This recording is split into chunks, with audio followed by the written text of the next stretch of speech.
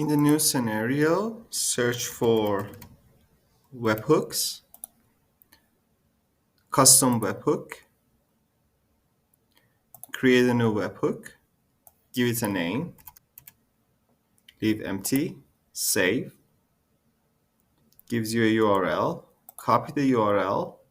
go back to Stack AI, under outputs, actions, make.com,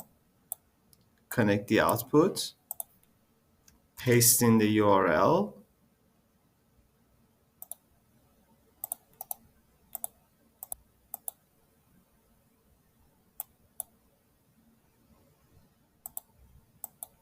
now you can do